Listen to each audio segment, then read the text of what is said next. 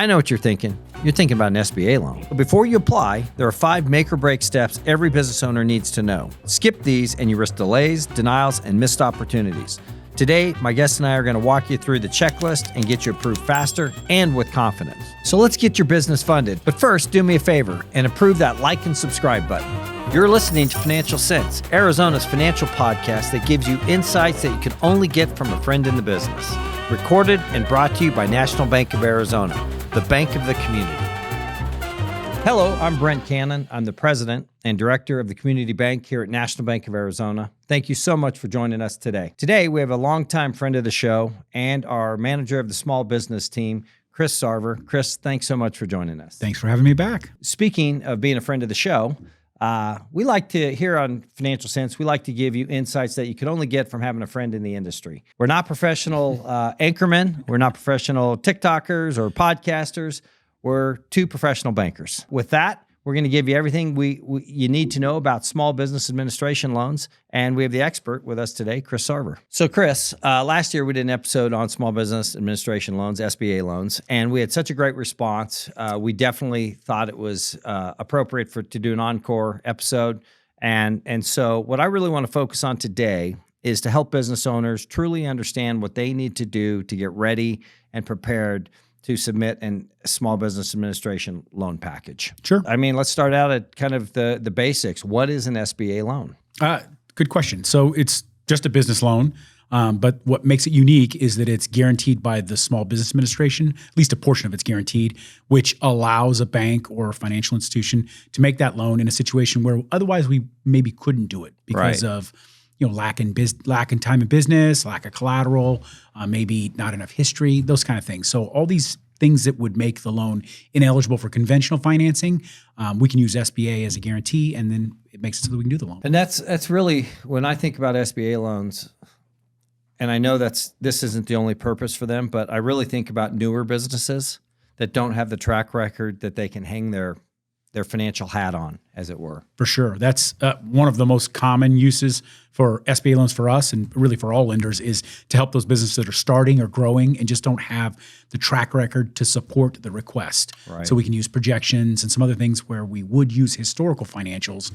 We can make some concessions and use projections and business plans, that kind of stuff. So to your point, new businesses, really popular product for a new business is an SBA loan. That's great. So let's dive into the types of SBA loans. Sure. Let's start with. There are several types of SBA loans, but for us, there are really 3 major types, and that's an SBA 504, which is kind of unique in that it's a partial bank loan and partial SBA loan.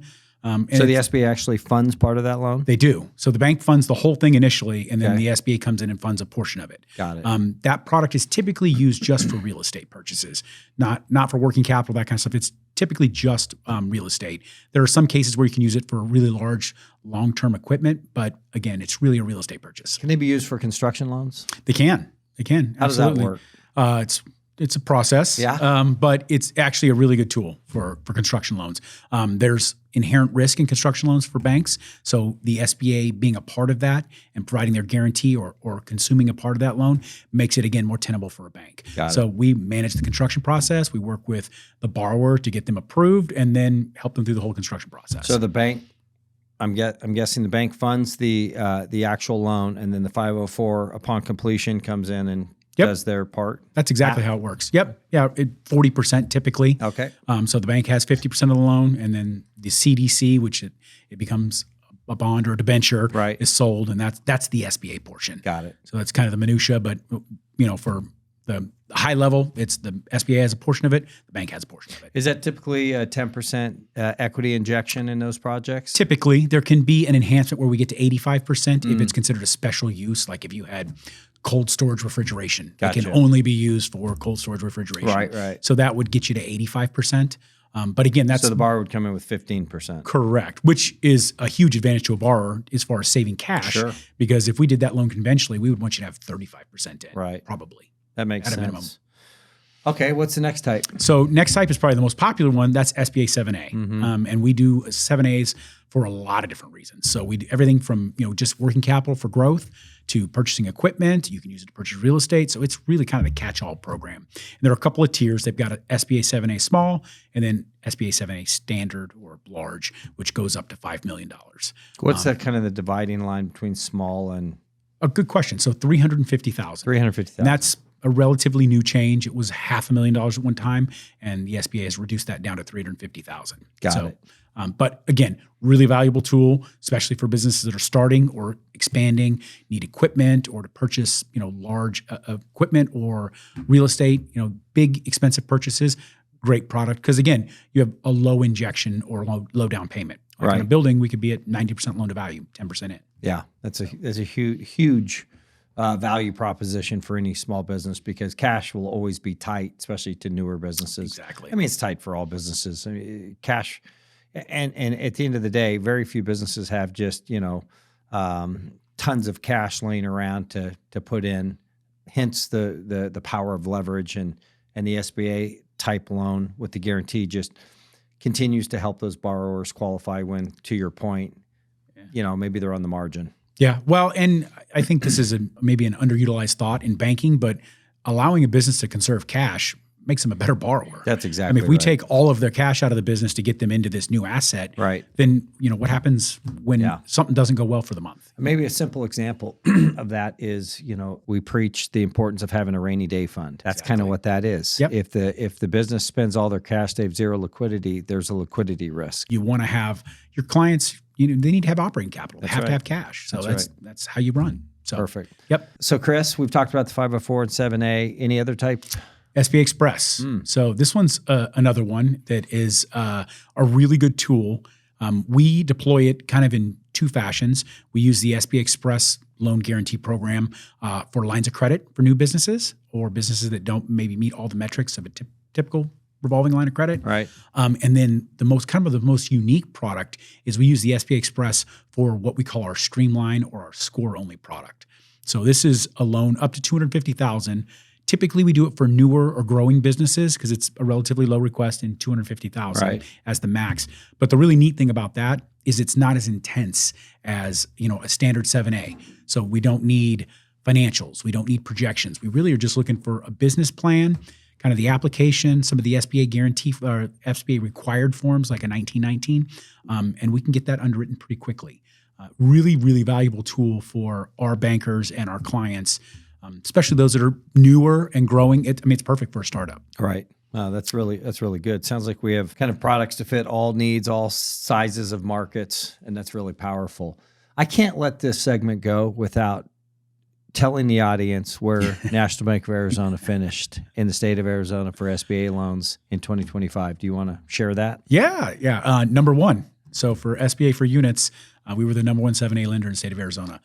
Again, driven largely by our ability to deploy that smaller loan that we just talked about, and then obviously help all sorts of businesses, 504s, large 7As, business acquisitions, kind of all across the board. But having a product for kind of every set of your client and every portion of their life cycle of the business, it allowed us to really deploy that product and be really successful with it. To me, if I were a business owner and I am listening to this podcast, and you just said that National Bank of Arizona was the number one lender in terms of units in the SBA space, it means we know what we're doing. So that would give me a great deal of confidence as a business owner. Well, we care. We want to do them. Yeah. And we find a lot of value for our business clients in the SBA product. I mean, there are a lot of institutions that just don't do SBA loans. Or it's not a core product for them. It just allows us to help a lot of businesses. Yeah. So we kind of lean full into it. Yeah. There is a specialization and an experience learning curve. For sure. Yeah. And, we've been there. Yes. Yes. Since our last episode on the SBA last year, what are some of the changes that have taken place with the SBA programs?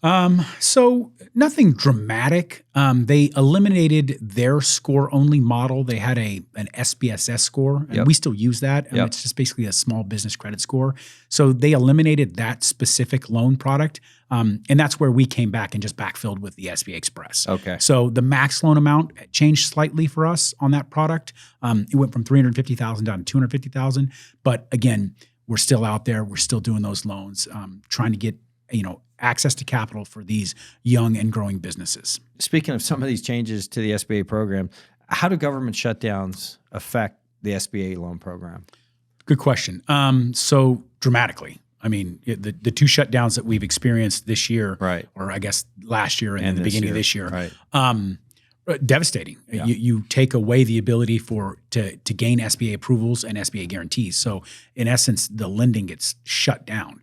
I shouldn't say completely shut down because we still are out there lending. We're doing deals. We're just getting them teed up so that when the government's back open and issuing E-Trans, which is the SBA approval, we're ready to go. So it hasn't changed for us in the sense that, we're still out, our bankers are still out talking about SBA, trying to do SBA deals, and then we are kind of pedaling and rowing as fast as we can to be set when, funding is when it's back open and they reopen and funding is allocated. Luckily, the most recent shutdown was very quick. Right. So really no impact to our clients. But the previous one certainly did. I mean, it was over 30 days that the government was in shutdown. Right. So we had a lot of clients that were ready to go and just kind of waiting on the sidelines. Yeah. So tough. So Chris, let's say I'm a business owner and I'm trying to get approved for an SBA loan. What are 5 critical steps that I need to be aware of and kind of be on top of my game for? It's a good question. So every SBA loan is a little bit different. So it's a little bit of a moving target, but there are probably 5 things to your point that I could say really critical in being prepared to get an SBA loan. Okay. The first and foremost, talk to an SBA preferred lender, a bank or an institution that's a preferred lender, number one. That means they're good at it. Preferred's the key word. Yeah, it means they're good at loans. It's what they do. They're good at SBA loans. Okay. And then a knowledgeable relationship banker. And I say relationship banker, and I think that's a really critical point. Find a banker that wants to have a relationship with you, grow with your business, because oftentimes SBA is about growing. Right. And so you want that relationship banker that's going to be there with you, get this loan funded, and then move into as opposed to a transactional. Correct. banker. I mean, there are a lot of lenders, fintechs, online brokers that can get a transaction done, but it's just that, it's transaction. Right. My recommendation, find a relationship banker that can grow with you, help you understand your business, and then set you up for success with that loan. It doesn't do you any good to lend you money that doesn't help you. Yeah, that's great advice. So that would probably be the best thing.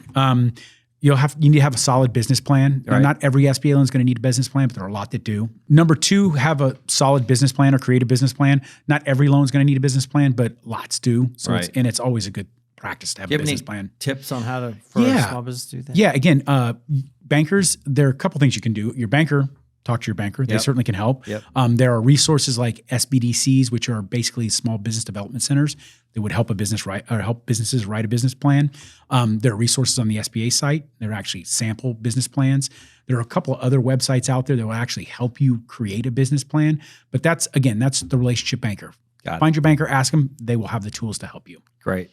Number 3, have your financials together. Right. And again, not every SBA loan is going to require financials, but a lot will. So you want to have your personal tax returns together. If your business is running, we got to want to have your business tax returns or your P&Ls, profit and loss statements, balance sheets, and then projections. Loans may require projections. So that's something, again, a good relationship banker can help you with that as well. 4, I would say understand and develop your project costs, which is a little bit unique in the sense that most of the time borrowers and even bankers think, well, how much do you need to borrow? How much is my loan amount going to be? And with SBA, we really want to look at it as a project. So what is it going to take funding-wise for you to purchase this real estate or grow your business or buy this piece of equipment? So we look at it as a project cost. And then you need to have that figured out. So if you say, hey, I'm going to build out this store and I'm going to have these tenant improvements done for my business. Well, we need to know how much that's going to cost. You should have engaged a contractor that's going to build it out and give you a quote, just so that we don't get you set up or approved for a loan amount and then that loan amount doesn't work because the costs come in much higher or much lower. So understanding what you need to borrow and that project is going to be, really critical step. Okay. Again, a banker can also walk you through that and kind of say, okay, here's kind of how we would structure it. This is what I think would make sense.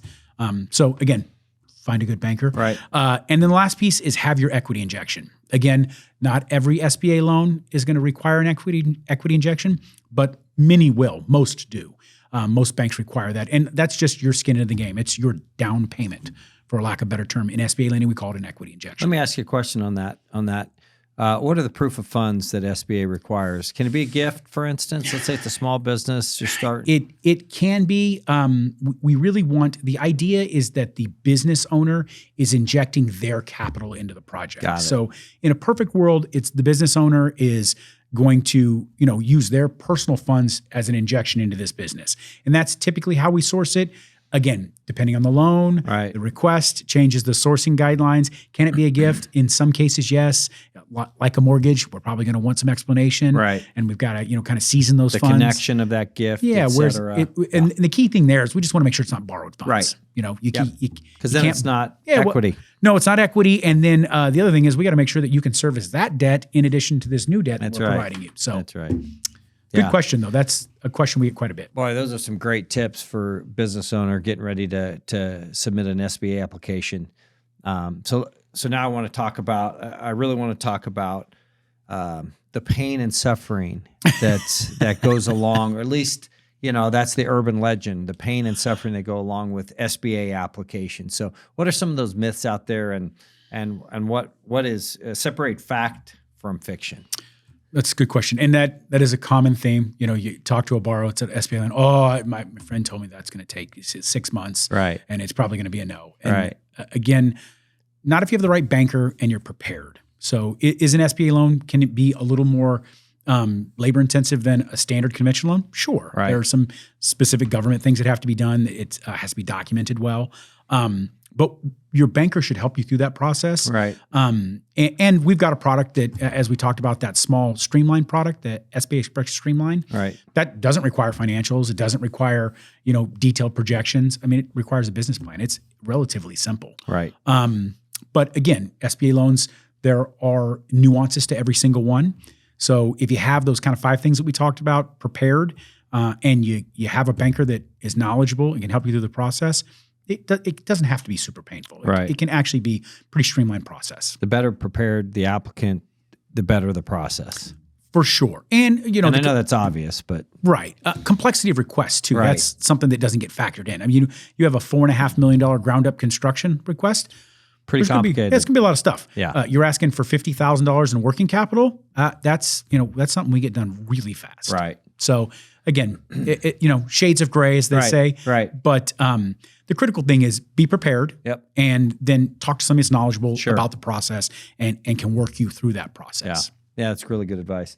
I think for those uninitiated, for folks that are just learning about the SBA process, what a guarantee is versus a direct loan, just kind of imagine if you were asked to co-sign for your children, your grown children, for a house or car. You're going to want to understand the transaction, and you're coming in and you're now a secondary approver, if you will. The SBA, I know they've effectively ratified the preferred lenders loan approval, but they're going to want to understand the transaction. So just by having more folks or stakeholders, around the table, there's probably likely going to be a few more questions. Yeah, for sure. And again, I think it often is missed the purpose of the SBA, right? The SBA is to generate job growth. Right. It's to generate small business. So they want to make sure that that's what this loan is doing. That's right. It's got to be helping businesses grow, help them employ people. I mean, move the economy. Right. So because of that, it's not as simple as you getting approved for a loan and we just fund your account and away you go. Right. We got to check some boxes and dot some I's, cross T's, that kind of stuff. That's great. So, Chris, we already mentioned the fact that National Bank of Arizona was the #1 SBA lender in the state of Arizona in 2025. I think that there were 2 primary reasons. One, the effort of your team and the bank. We really believe in it, and everybody are always trying to figure out ways to provide SBA loans. And we love banking small businesses, especially to your point, growing the economy, job builders, all these kinds of things. And secondarily, we've run, I think, a very competitive promotion. And I know it's been extended through December 31st, 2026. So for the year 2026, but Could you talk a little more about that promo? Yeah, it's a continuation of the promo we ran all last year. To your point, I think it is a really good talking point. It allows our bankers to talk to clients, and it makes us really competitive from a rate perspective. And it's it is a 1.5 discount on the rate you get. So whatever rate, it's tiered based on amount borrowed and the type of loan, but we discount that rate by 1.5. Wow. So for the life of the loan. And fees, is there any? So SBA is unique in fees. So there's typically a packaging fee, which is what the bank gets paid for doing the loan. But that maxes at $2,500 or 1% of the loan amount. Yep. And then there could be third-party fees depending on your appraisals, that kind of stuff. Right. But then there's the SBA guarantee fee, which is the fee that goes to the SBA for guaranteeing the loan. Right. Which again is a percentage of the loan amount. So those are kind of all the pieces. And the question I get all the time is, do we have to pay for those in cash? And that goes back to the project cost. Right. So you don't always have to pay for those in cash. We would build that into the project and say, okay, they need $100,000 for this, but these are the fees. So let's increase that by $5,000, whatever the number is, and then you would have an injection on that project, and then pay for that over time. Yeah, to match the asset, whatever you're exactly. Yeah. So the idea again is not to completely erode the cash position, right, and put them in a position to be successful. Yep. So, that's great. Yep. Chris, thanks so much for coming and really helping everyone understand the SBA loan process. Well, thanks for having me. It's fun to talk about SBA. I know you and I both are very passionate about helping small businesses, and the SBA loans are really one of the best vehicles to get that done. So I think this is absolutely critical information for small businesses throughout the state of Arizona. I'm just so thankful and proud of your team and the work you do in the small business space. It's truly inspiring. Thanks. Team effort. We believe in it, and we're going to keep doing it.